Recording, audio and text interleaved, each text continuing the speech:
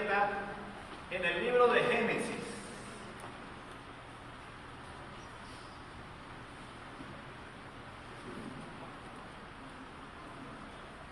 Génesis.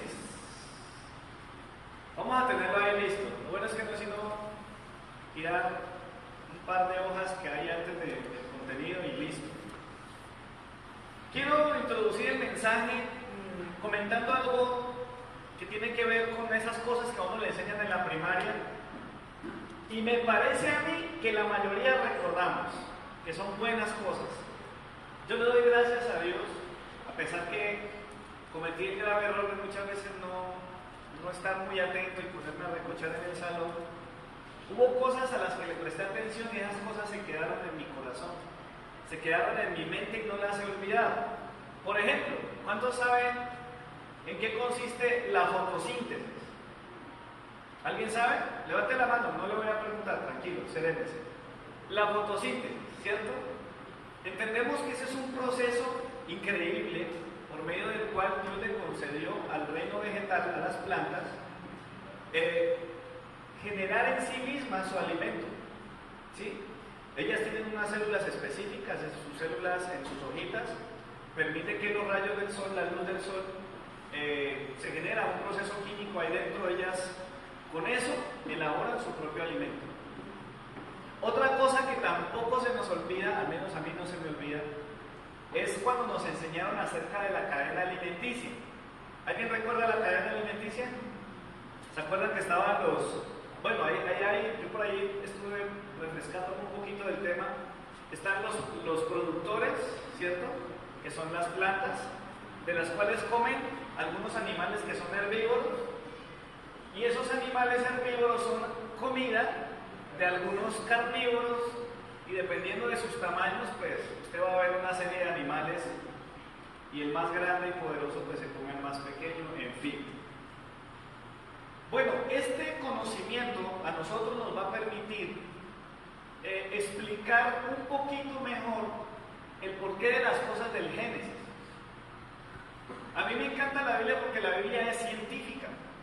Hay gente que cree que la Biblia es un libro escaso de razón, escaso de ciencia, pero le aseguro, le garantizo que la Biblia es un libro absolutamente razonable, inteligente.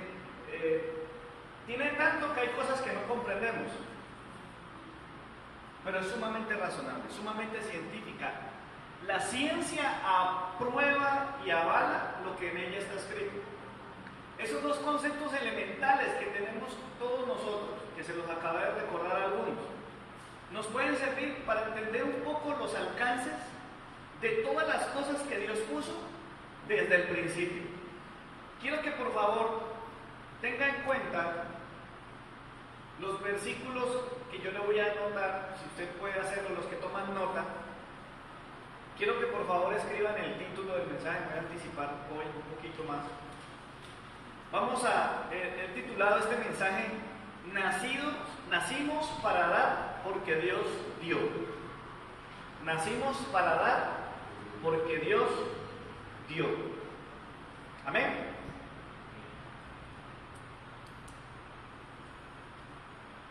Vamos a darle una miradita a la Biblia en el capítulo 1 y vamos a analizar varias cosas que sucedieron en el capítulo 1 justo cuando estaba iniciando todo lo que conocemos hoy.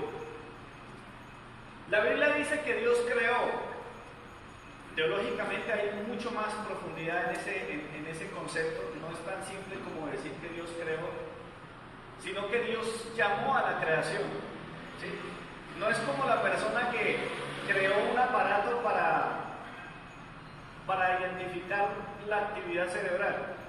No, simplemente eso lo desarrolló con elementos que ya existían, ¿sí? Pero Dios de la nada creó. Eso está en el versículo 1, para que lo tenga ahí presente. También la Biblia habla de que Dios separó, ¿sí? Y habían cosas que estaban revueltas, ¿sí? Y dice la Biblia en el versículo 4 que Dios separó la luz de las tinieblas, por ejemplo. Dios también en su soberanía le puso nombre a algunas cosas, o las llamó. El versículo 8 nos muestra que Dios fue el que determinó al firmamento llamarlo cielos. Versículo 8. También la Biblia habla de juntar y descubrir, es decir, de reunir y de destapar o de poner en evidencia las cosas. El versículo 9 dice: reúnanse las aguas que están debajo de los cielos en un solo lugar, para que se descubra lo seco. Bueno, hay una cantidad de cosas allí maravillosas. La teoría del Big Bang y un montón de cosas se quedan en pañales cuando uno se pone a mirar todo esto. El versículo 11 habla de que Dios ordenó. Versículo 11, dijo Dios: produzca. ¿Sí? ¿Por qué las plantas tienen esa capacidad? Son productoras en sí mismas, porque Dios les dijo a ellas: produzcan. Versículo 11, ya lo dije, versículo 14, habla de que Dios quiso existir. Dice el versículo 14, dijo Dios: haya lumbreras en el firmamento. Es decir, que sí, Dios siguió haciendo, Dios siguió creando y cosas nuevas aparecieron.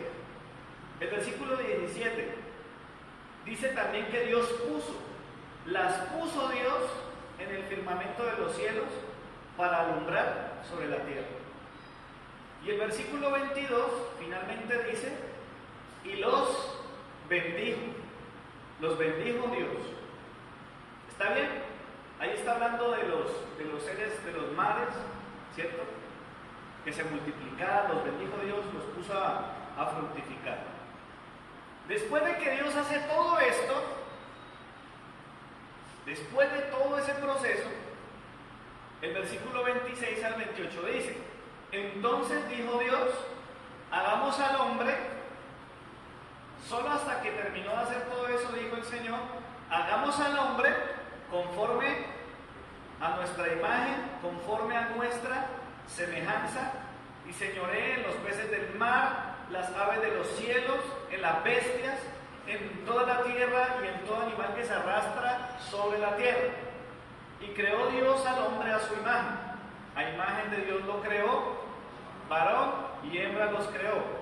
Y los bendijo Dios y les dijo: fructificad y multiplicaos, llenad la tierra y sojuzgadla, y señoread sobre los peces del mar, las aves de los cielos y en todas las bestias que se mueven sobre la faz de la tierra.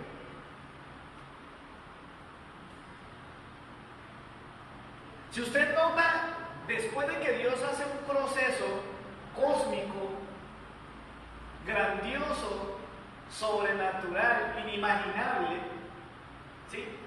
No es posible imaginar cómo pasó todo eso, pero el escrito sagrado nos da unas pistas de lo que sucedió. Pero cuando llega el momento de la aparición del hombre, cuando Dios operó ese milagro de traer al ser humano a la tierra, se conjugó todo lo que hizo, todas esas palabras, todas las palabritas que mencionamos: crear, separar, llamar, juntar, descubrir.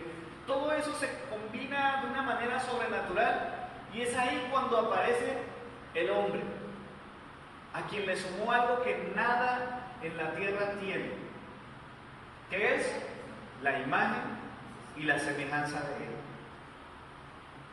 Todo es maravilloso, es asombroso ver el universo, ver las estrellas, es grandioso ver la naturaleza, pero lo más impresionante de todo esto es que al hombre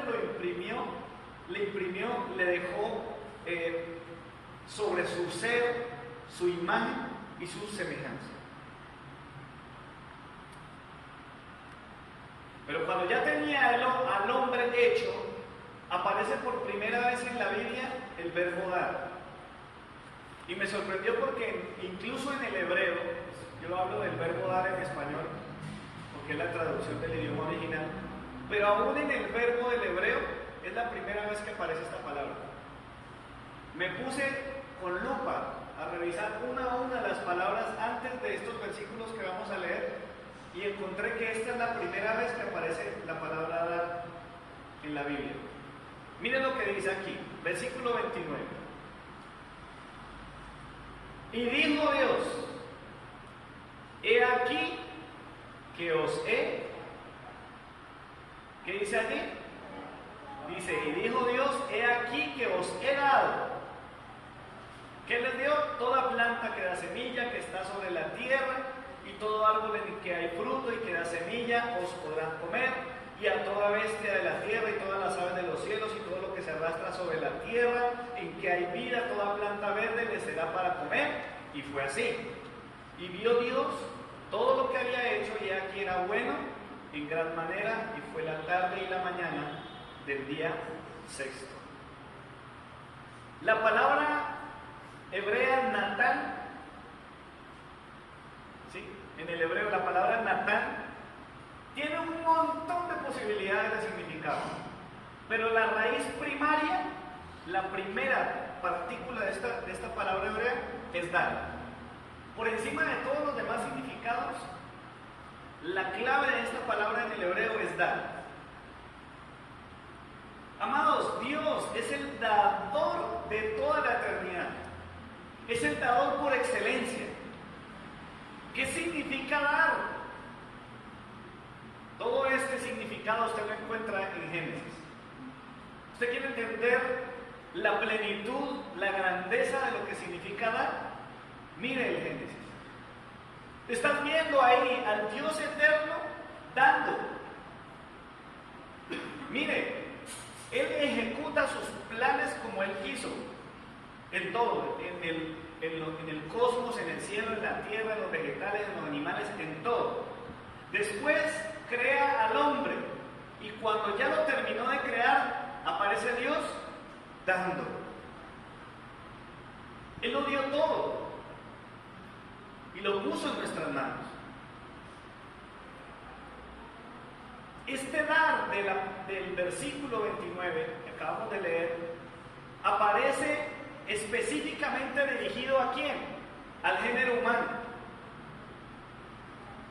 Si usted lee el Génesis con atención, en el capítulo 1 y capítulo 2, da la sensación de que hay una historia que se cuenta varias veces. Pero en este primer fragmento de la Biblia, esa historia que parece que se cuenta varias veces, y de hecho es así, nos muestra que Dios utiliza esa facultad de Él de dar hacia nosotros. Y cuando termina, mire que a mí me pareció maravilloso. Yo estaba estudiando esto y me pareció grandioso leer el versículo 31 a la luz de este entendimiento. Después de que lo ha hecho todo y nos hizo al hombre, dice el Señor, todo me quedó buenísimo, esto quedó genial. Y todo lo entregó ¿a quién? A nosotros. La perspectiva paternal de Dios es aplicable al 100%.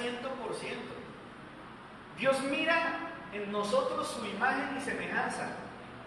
Y cuando nos tiene ya listos y creados, dice que nos dio. Dice el versículo, he aquí os he dado. Es una dádiva de Dios. Lo dio todo. ¿Cuántos aquí creen de verdad lo que la Biblia dice cuando declara que fuimos hechos a imagen y semejanza de Dios? Amén. Amén. Aleluya. Entonces, tenemos que tener presente algo, y es que nacimos para dar porque nos dio. Nacimos para dar porque nos dio. Cuando Dios nos creó, nos dio su imagen y semejanza. Y tan pronto nos creó, nos puso a dar. Imagen y semejanza no significa tener la idea de que es que los ojos de Dios son iguales a los míos. Nosotros, en nuestra visión tan terrenal de las cosas, intentamos imaginarnos a Dios. Los autores sagrados utilizan muchas formas antropomórficas para explicar la espalda de Dios, el brazo de Dios. Todas estas cosas son un intento del hombre de entender la grandeza de Dios. Pero cuando la Biblia dice que fuimos hechos a su imagen y semejanza, eso significa que la esencia de Dios también está dispuesta para nosotros. Es decir, que si Dios en el versículo 29 dice que ha dado nuestra naturaleza, nuestra semejanza de Dios, nos obliga a ser como Él. Esa semejanza en nosotros nos hace dar, nos vuelve dadores por imagen y semejanza del Señor. Cuando usted lee la Escritura, usted se da cuenta que Dios nos puso a dar servicio. Dijo el Señor que nuestra tarea era servir.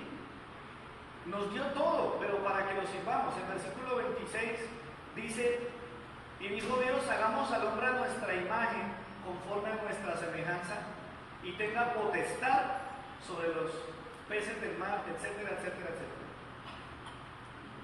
El Señor Jesús dijo: ustedes saben que la gente de la tierra, los líderes de este mundo ejercen potestad, pero es para establecer dominio. Pero nosotros no lo vamos a hacer así. Jesús no ha cambiado. Él nos puso a servir. Y nos puso a dar fruto.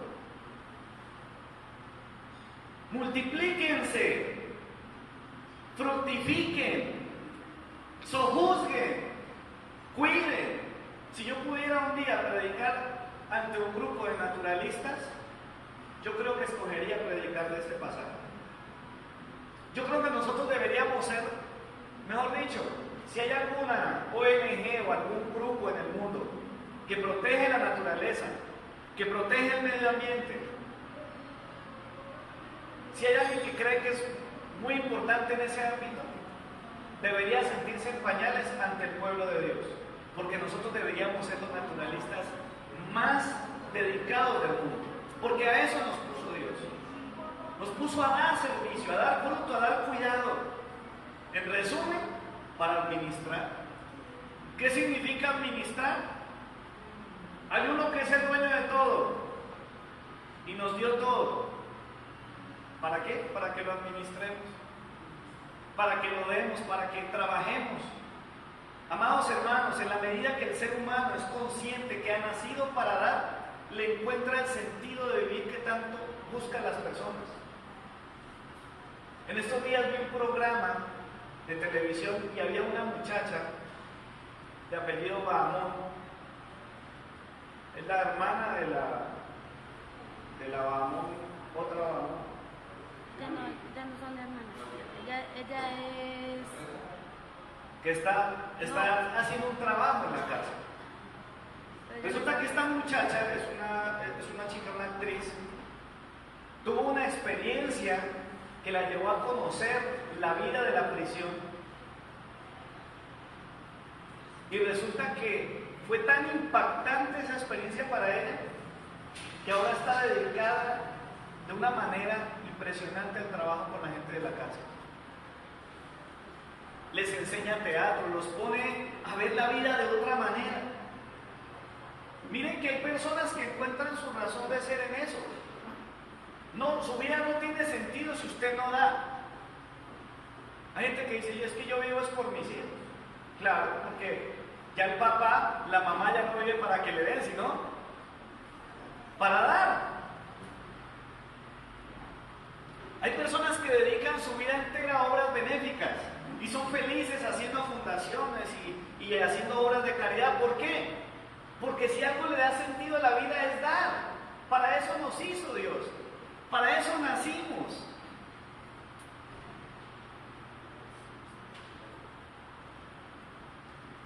Miren, tenemos un Padre tan especial, un Dios tan maravilloso, que hasta nos dio un día de reposo, un día especial para descansar. Él descansó y nos invita a nosotros a descansar.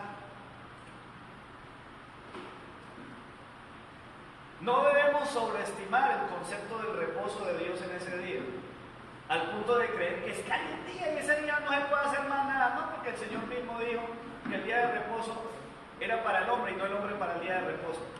¿Me estoy explicando? Dios nos ha dado todo para que podamos dar.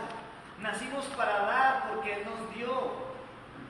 Lo triste del asunto en la historia del Génesis es que el pecado trajo consecuencias que afectaron la imagen y semejanza que Dios puso en nosotros. ¿Se ha preguntado usted por qué hay gente tan egoísta en la tierra? ¿Se ha preguntado usted por qué hay personas tan avaras, tan codiciosas sobre la faz de la tierra? Es por causa del pecado. Porque hay gente que no le importa pasar por encima del que sea con tal de lograr sus objetivos. Es porque el pecado alteró, degeneró la imagen y la semejanza de Dios en nosotros. La corrupción. Nos impresionamos de la corrupción que hay en los gobernantes y todos los demás. Pero nosotros mismos hemos sido parte de la complicación. Ha sido degenerativo el problema. Por esa razón es que a la gente le cuesta mucho trabajo entender que hay que dar. Hay gente que llega a la vida cristiana y es feliz escuchando las promesas que Dios te da. Y a la gente le gustan esos mensajes. Y si le crees al Señor y Dios y este año y las cosas se van a acelerar y todo se va a poner a tu favor y bla, bla, bla. Yo no dudo que el que está con Dios está bajo la sombra del Omnipotente y eso ya trae consigo una serie de bendiciones. Amén. Pero a la gente no le gusta el otro mensaje. Llegó el momento de dar. Inmediatamente se mandan la mano al bolsillo. Ay, no puede ser tan bueno que estaba esto. Ya, hasta ahí llegó. Se le habla a la gente de dar. ¿Por qué no das algo de ti? ¿Por qué no pones algo de lo que tienes al servicio de Dios? Amados, cuando una persona se resiste a dar, mire hermanos, escúcheme. Cuando una persona tiene problemas y dificultad para dar, para entregarle a Dios algo, para ponerlo a su servicio, es porque hay una crisis espiritual. Yo sé que aquí no pasa, pero ahora usted va a entender por qué a otros sí les pasa. Cuando una persona no da, está negando la existencia de Dios. Así de simple. Porque es que nosotros nacimos para dar. La persona que no da está negando la existencia de Dios. Está asumiendo que Él es el dueño de lo que tiene. Cuando una persona no da, niega la imagen y semejanza de Dios. Dios nos diseñó de tal manera que nosotros seríamos multiplicadores de lo que Él es. Cuando una persona no da, se niega a sí mismo el sentido de vivir y por ende quiere morir. Una persona que solo vive para recibir y para disfrutar y para hacer con su vida, son personas que tarde o temprano se van a la decadencia, le pierden sentido a todo y se quieren morir. Por eso la gente que no da posiblemente está muerta espiritualmente. En el cristianismo sería una crisis espiritual.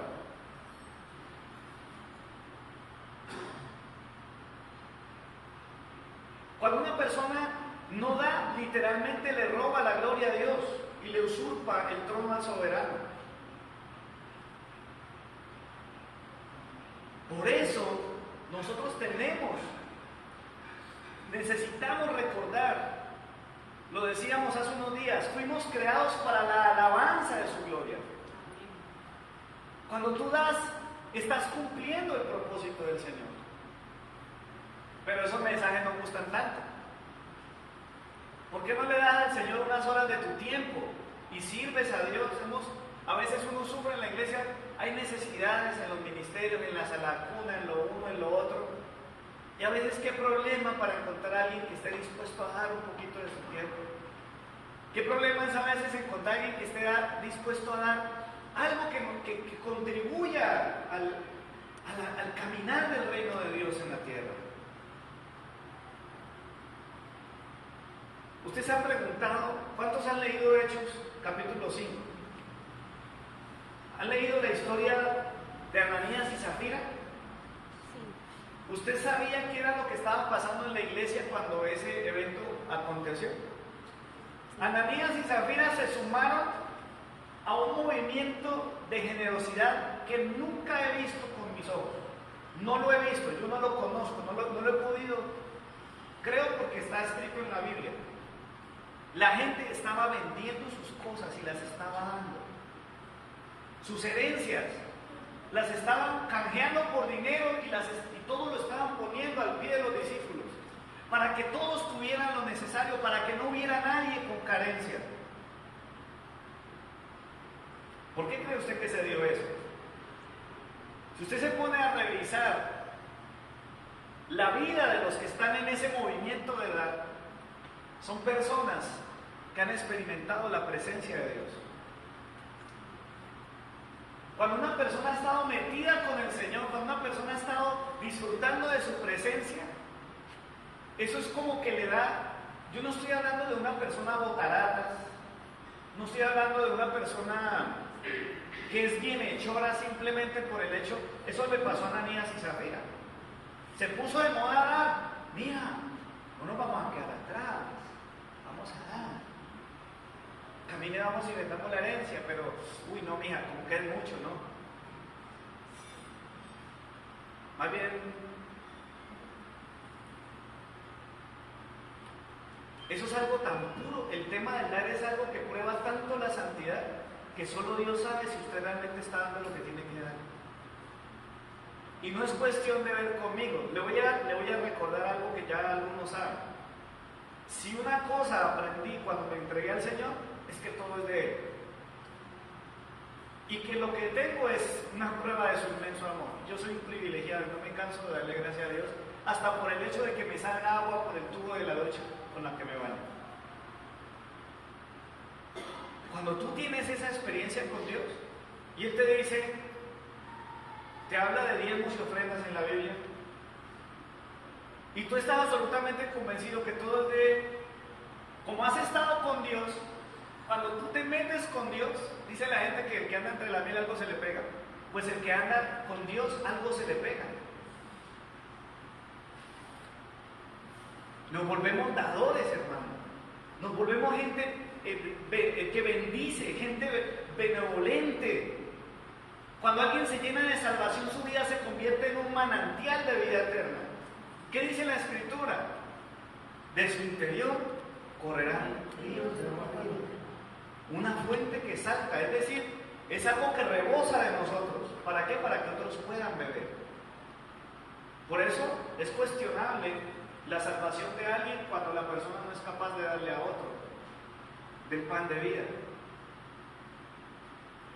Si tú eres un discípulo del Señor, Dios te da para que des. ¿Se acuerdan del relato de Juan 6?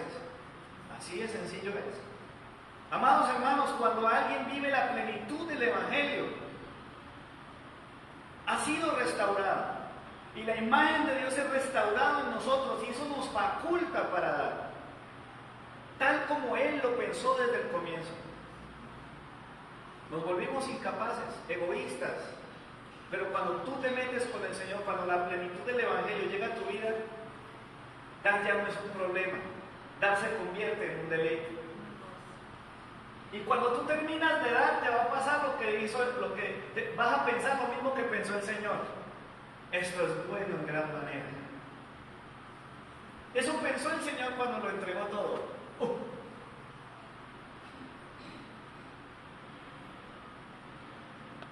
Yo no sé, pero esta mañana me detuve por un momento a mirar las cortinas, miraba la de aquí, la de allá.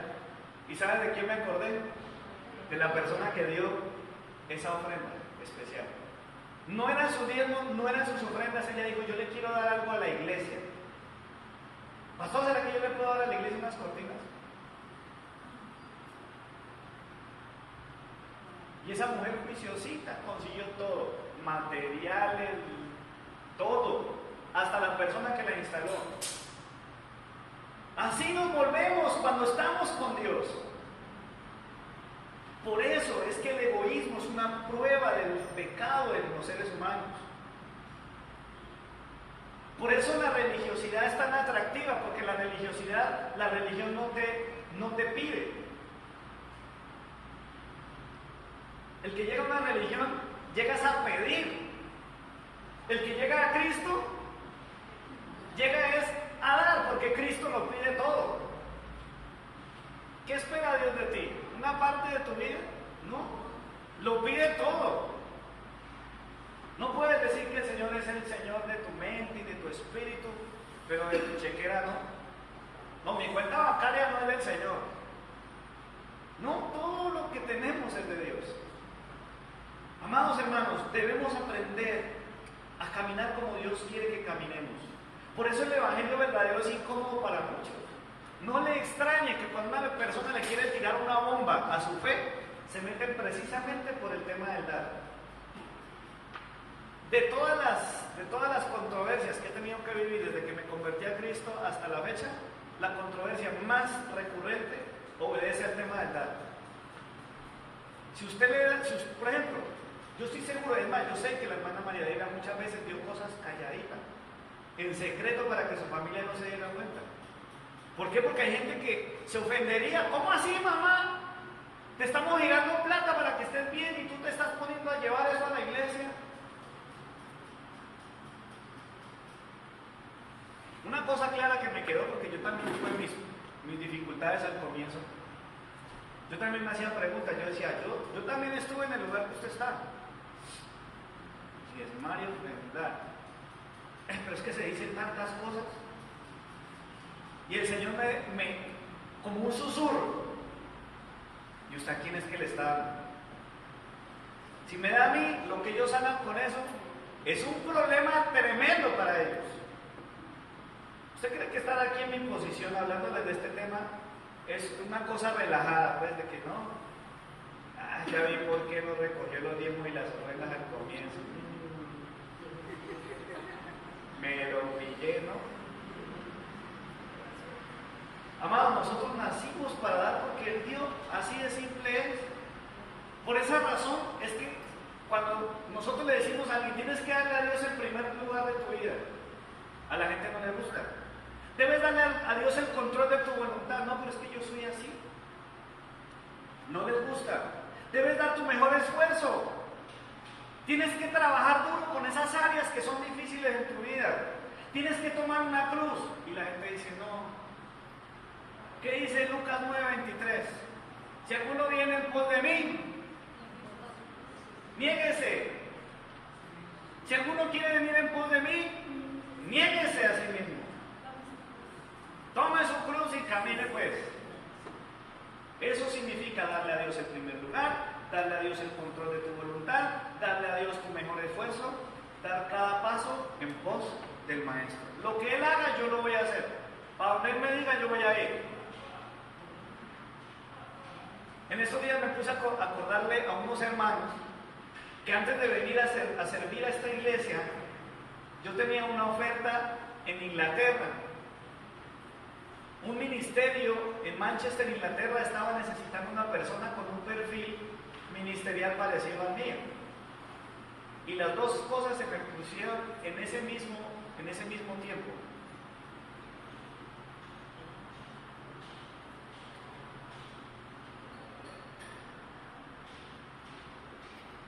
Allá yo iba a dar, pero me iban a dar, y haciendo cuentas, yo hubiera pensado, no, allá me van a dar más. Y hubo gente que me dijo, uy, no, anda, pega para allá. Euro mata peso. Pero como yo entendí que Dios no me llamó para recibir, sino para dar, yo me vine para acá para dar. Fue difícil, porque las dos cosas son apasionantes. En el momento me llegaron y yo, Dios, ¿qué hago? Señor, lo que tú me digas.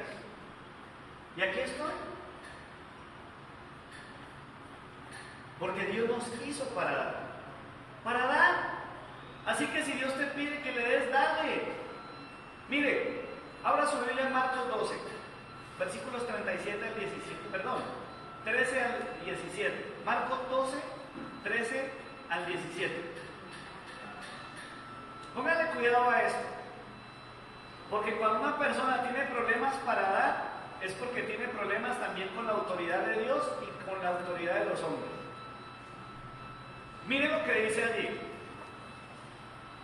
Marcos 12, 13 al 17. ¿Ya lo encontró? Póngale cuidado. Dice, le enviaron a algunos de los fariseos y de los herodianos para que los sorprendieran en alguna palabra. 14. Viniendo ellos le dijeron, miren los lambones que eran estos. Maestro, sabemos que eres hombre veraz y que no te cuidas de nadie, porque no miras las apariencias de los hombres, sino que con verdad enseñas el camino de Dios.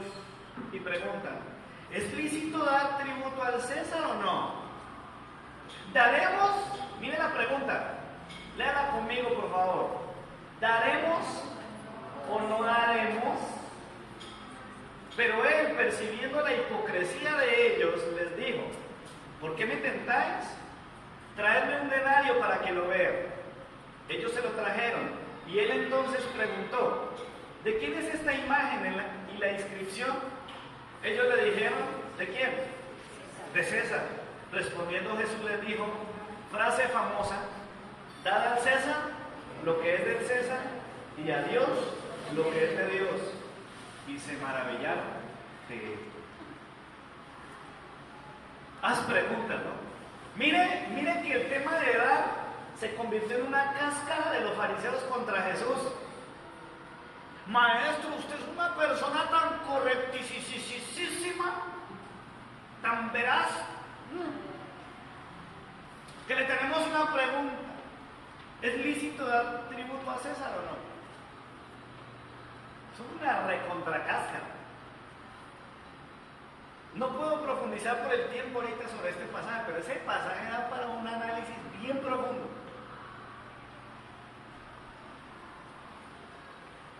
¿Qué fue lo que Jesús hizo para desenredar esta trampa? Tráiganme un denario, una de esas moneditas que habían en la época. Y resulta que en aquella época, esa forma primitiva de moneda también tenía tallada la cara del César y una inscripción. ¿Qué les dijo a ellos? Básicamente, ¿ustedes reconocen la autoridad de César? Sí, el César era lo máximo. Entonces denle al César lo que es del César.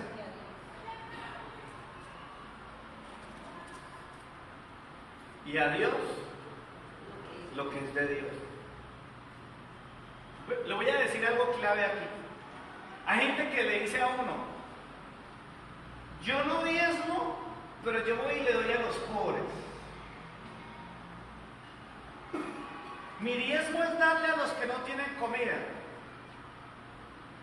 Interesante pero discutible. Se lo voy a traducir según las palabras de Jesús aquí ahorita.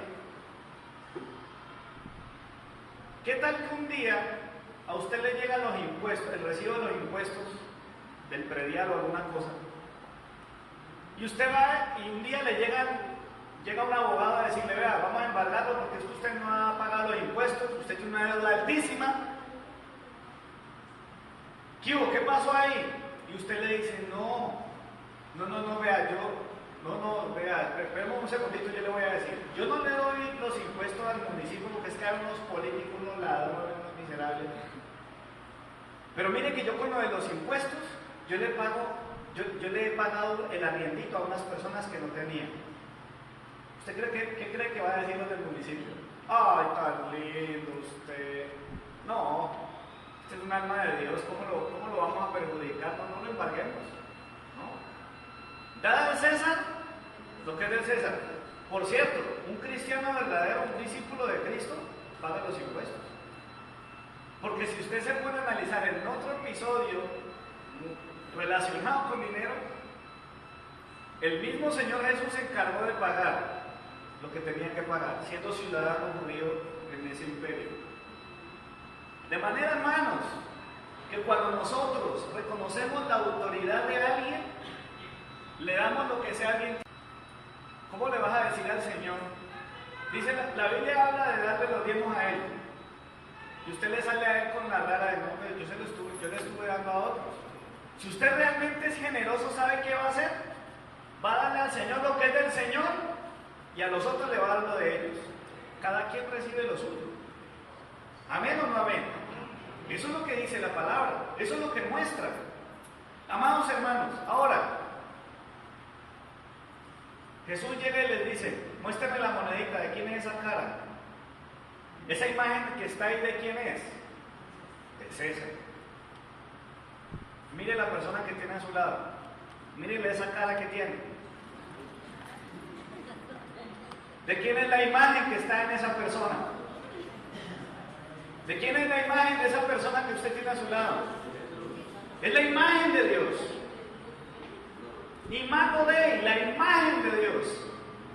Por eso nosotros a Dios le entregamos toda nuestra vida. Amén. Hay cosas que hay que pagar en esta tierra, toca usar plata, ¿qué más vamos a hacer? Pero a Dios yo le entrego todo lo que tengo, todo lo que soy. Amados hermanos, un discípulo de Cristo sabe que nació para dar, porque Dios dio, porque Dios le dio. Por eso cada día cuando usted se mira al espejo, cuando usted mira a su prójimo, debe recordar que hay un Dios soberano que lo dio todo. Así que no nos queda más que ser como nuestro Dios y aprender a dar. Hermanos, quiero concluir con lo siguiente. Miren, una persona que se goza de la presencia de Dios en su vida se va a convertir en un dador empedernido.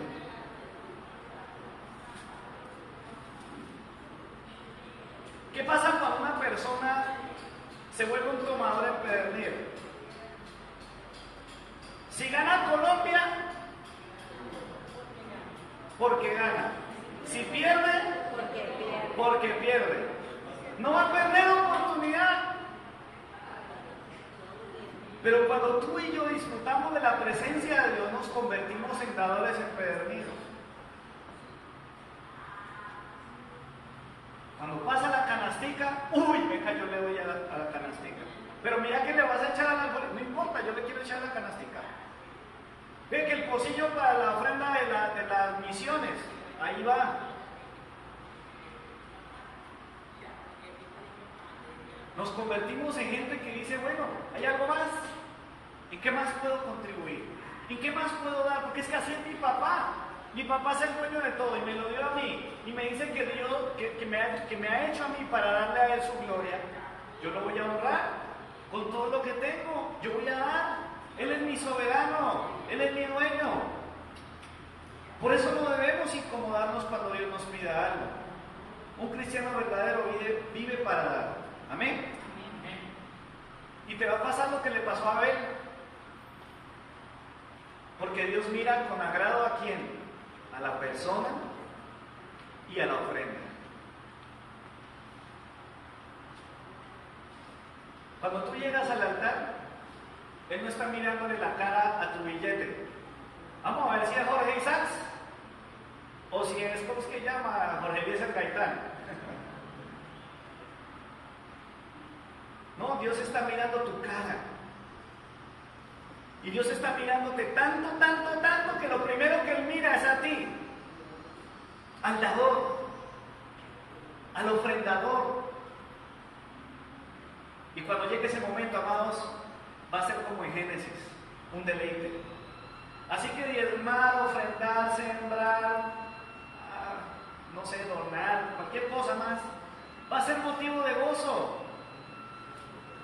¿A cuánto les alegra o les alegró la llegada de la prima?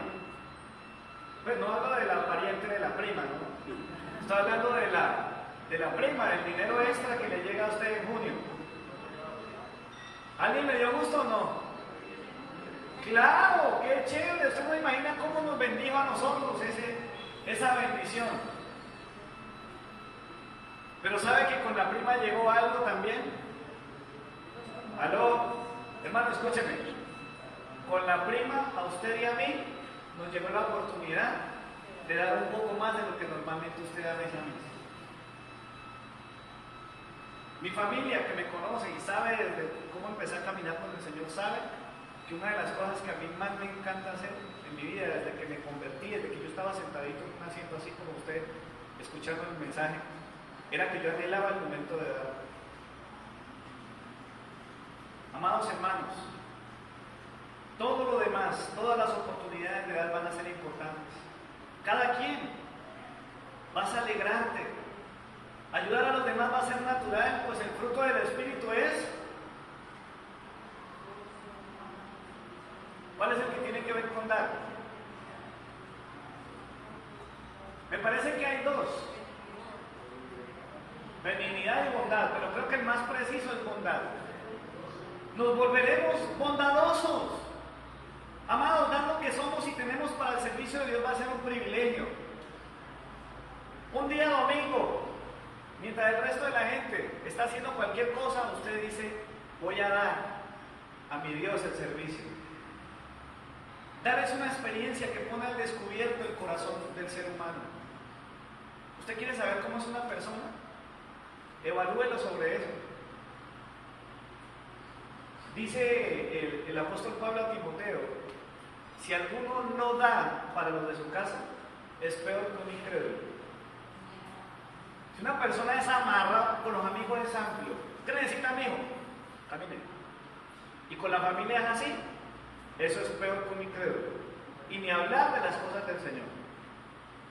Dar es el reflejo de la honra que le damos a Dios. Dar expone nuestro amor al Señor. Dar materializa nuestras prioridades. Por eso yo les recomiendo, ¿verdad? Los que han tenido dificultades con sus diezmos y sus ofrendas, hagan lo que yo hago. El Señor me enseñó a mí: lo primero que voy a sacar, lo del Señor. Yo le garantizo, es que muchas veces nosotros somos al revés. Primero garantizamos lo de los servicios, lo de la matrícula del muchacho, lo del arrendo. Ay, no me alcanzó para lo del Señor. Aseguramos todo lo de los demás, lo de César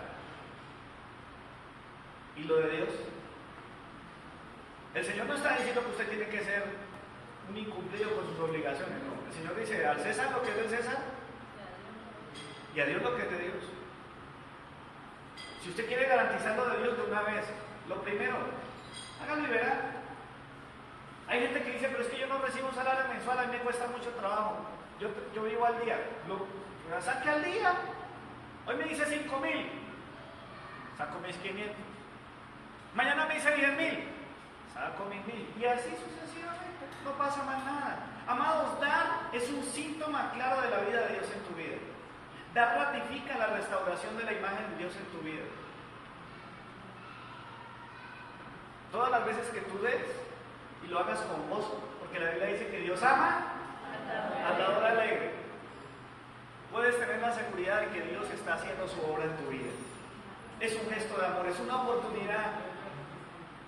Dice la Escritura en Efesios 2:8, importantísimo: porque por gracia sois salvos por medio de la fe, y esto no de vosotros, porque es algo que Dios nos dio. Vamos a evangelizar, vamos a trabajar por la gente que no ha conocido al Señor. Cuando llegue ese momento, se va a poner a prueba si usted tiene la vida de Dios en usted o no. Si usted está muerto espiritualmente, a usted no le va a importar, no le va a interesar, se va a hacer el loco. Le va a dar jartera que el pastor esté predicando. Testifica que nada te detenga. Ay, no, el pastor tan temático, tan cansado. Amados, la salvación es un regalo, es un don que Dios te dio para que lo compartas. Nacimos para dar porque Dios nos dio. Quiero pedirle el favor, a ver, ¿a quién le digo? ¿A alguien que me eche una mano? Por favor, Juanes, por atrás, ve y le dices a los niños que ya es tiempo para que suban. Donald, venga, papi. Donald, ayúdame por favor a llamar a los niños que ya vamos a tener un tiempo especial. No, Jaime no está aquí. Vamos a tener un tiempo especial, porque después de este mensaje, mire, escuche, pueden pasar dos cosas. Una, usted revisa lo que trajo y usted es consciente que podía dar más, porque hay gente que dijo: la prima no. La Biblia dice dar los diezmos, pero no dice que dar de la prima. Pero hay otros que dicen: no, la verdad es que a mí me estaba olvidando. Pueda que usted haga una rectificación ahorita y cuadre eso con el Señor. Si no le ha llegado, tranquilo que cuando llegue usted va a poder hacerlo, no hay problema. Y lo otro es que usted va a pasar con una actitud tan especial delante del Señor. Aquí la tengo. Este es el diezmo y la ofrenda de nuestra familia.